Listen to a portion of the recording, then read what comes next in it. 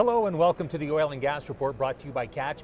We are broadcasting from the 2012 Global Petroleum Show in Calgary. Also here is the Heavy Oil Conference, and we'll be talking with some members from that event as well. This show is absolutely huge. It's expected to be the largest one ever.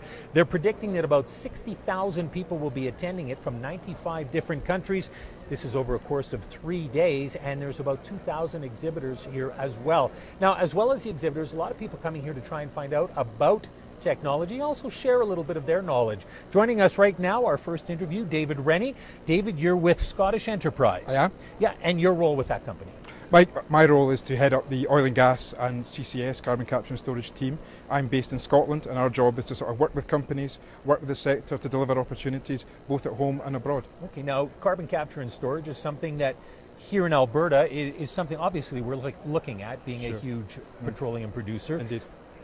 It seems to have stalled here at times. There is some work being done in Weyburn, Saskatchewan, but here our government put aside money for it, and it seems to have stalled a little bit anyway. What's it like over in Scotland? In some ways very similar, I think. You know, there are a number of projects that have been and gone for various reasons, have been cancelled.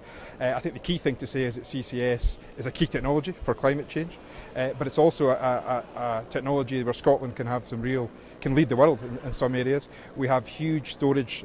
Our main advantage is the storage. You know, offshore the North Sea, depleted oil and gas fields, and saline aquifers. We have, I think, around half of Europe's offshore storage for potential for CO2 storage is off Scottish waters.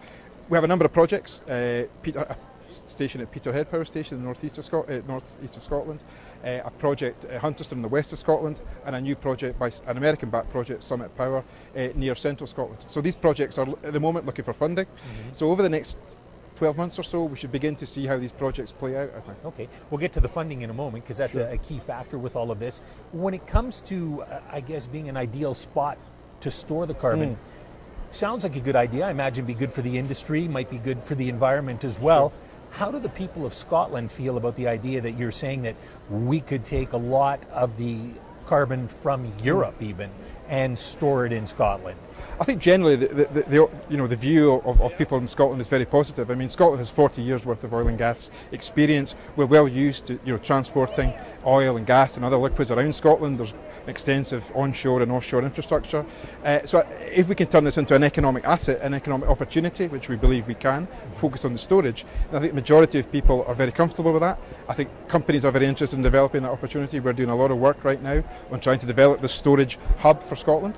So I think generally people are very, see the opportunity and recognise that for to meet our climate change targets, CCS is a key technology. And in other parts of Europe, particularly onshore, CCS has been viewed negatively, whereas in the Scottish context, because it's offshore storage, Scotland can be seen as leading the way. Well, offshore storage, is there no concern about what might happen if it escapes into the water? Of course there's concern, but I think there's been a lot of modelling work by academics, by companies, and I think that we've done a number of research reports which shows that the potential for leak is very, very small. The important thing is to choose the right storage site. So we have a number of storage sites. So we're starting off with depleted oil and gas fields because we know most about them. We understand the geology. So I think the risk is small, and I think we can manage that risk in a very clear way, and we have a lot of advice from scientists and geologists and other people who tell us that this is perfectly feasible, perfectly doable. Now Scotland, much smaller country than Canada land-wise, there was a survey done recently here that showed people in Alberta support the oil sands. Not surprisingly, it's key to our economy. But the farther away you get from Alberta, it seems the less support there is for it. Now, because perhaps the people in Ontario and Quebec don't quite understand the benefits. Now, when you're looking at Scotland, is this something that is a concern to you, or can you say quite confidently that the country is behind it? I think generally the opportunity, and coming here this week, myself and my colleagues, and we have resources based here in Calgary. We've just opened an office this week in Calgary. We're beginning to understand the opportunity in more detail. I think it's fair to say that generally there are some environmental concerns expressed about oil sands, but we're beginning to understand the fact that actually the key facts, like the land has to be replaced and landscaped back to its original state. the actual percentage of Canada's land is affected by, or would be potentially affected or by the oil sands activity is relatively small. So I think we're beginning to understand that from a Scottish perspective, this is a big market, and we're keen to, over the next year or so, understand that market a little bit more, there are already about 14, 15 Scottish companies based here in Calgary.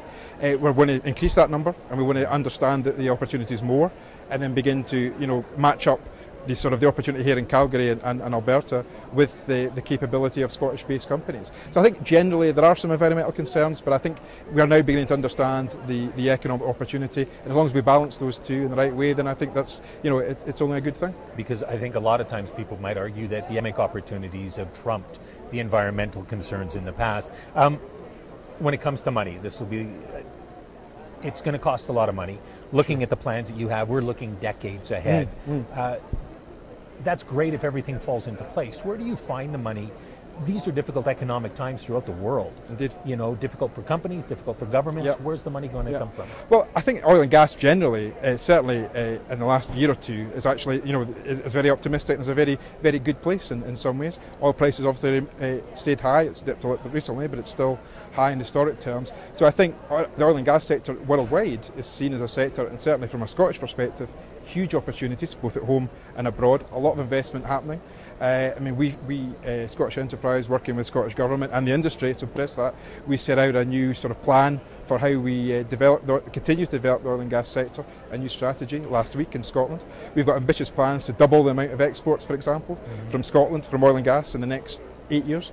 I think a lot of that money is coming from investment by companies. So I think the oil and gas sector is one of perhaps the few sectors at the moment that is growing, that has finance, and is able to take forward investment. But they obviously want government to get involved as well. Well, I think government can help in some areas. Traditionally the oil and gas sector is a sector that doesn't perhaps have huge interaction with government other than taxation and licensing and so on. But in areas like skills, education, provision of local infrastructure, roads, etc., I think that's a key area for where government can get involved. Scottish Enterprise, along with other agencies, we work with companies, the supply chain, in order to grow that supply chain. So I think government, and the good thing about our strategy plan that we issued last week, was that industry are wanting to get involved with us. Industry are coming to us saying, we need help to promote innovation, we need help to get more people into the industry, we need to attract young people into the industry, for example. Huge amount of work already underway, but a huge amount to do, and I think that's a really good thing about the strategy, is we've got that sort of interaction between industry and government. David, thank you very much. No problem, Real thank you. Pleasure. We've been chatting with David Rennie, who's with the Scottish Enterprise, one of many interviews that we're going to be doing here at the Petroleum Show in Calgary.